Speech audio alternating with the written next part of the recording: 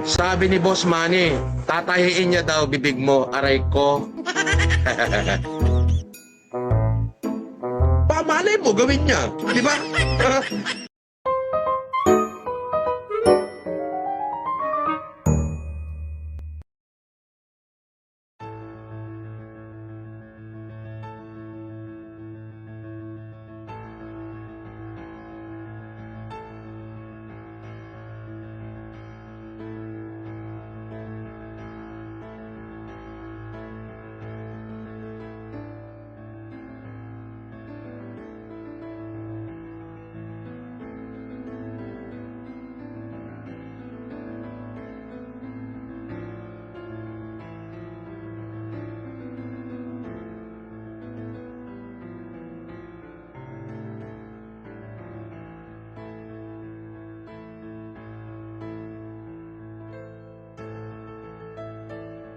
Papalag ka ba kay Manny Pacquiao? Ay, nagal! Palagay mo sa akin, walang bayag. Hindi pa sinilang ang sumisindak sa akin, tanga.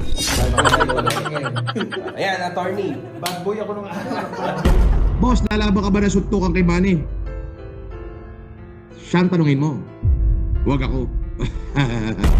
Ganun ko sa kilala ba niya ako? Yan, dito. Okay ka. Baliw. Sobrang na yan, Sin. Sobrang na yan eh.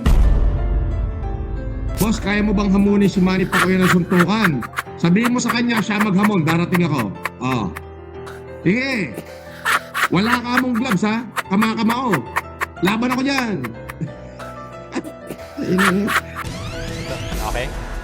Didikit ko lang ha. Distansya is 74 centimeters. Sa kauna-unahang televised punch test na gagawin kay Manny Pacquiao, gagamitin ang high-speed motion capture technology para malaman kung gaano nga ba kalakas ang suntok ng ating pambansang kamao sa isang ordinaryong araw. Ang lakas ng isang suntok ay ang kombinasyon ng bigat at bilis ng boksingero. Tinimbang si Pacman at sinukat ang distansya ng kanyang suntok.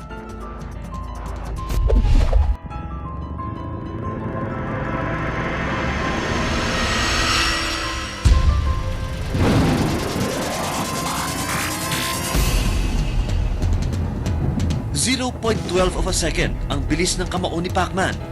Mas mabilis pa sa 0.3 seconds na pagkurap ng mata.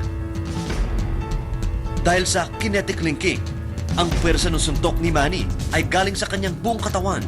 Samahan mo pa ito ng bilis ng kanyang kamao. Ang resulta, 806 pounds of force.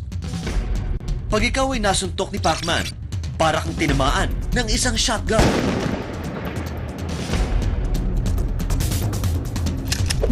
Alam mo ba, boss, pag sinapak ka ni Pacman para kang sumalo ng shotgun, alam mo rin ba na yung kaliwang kamay ko pang ospital at yung kanang kamay ko pang sinipro?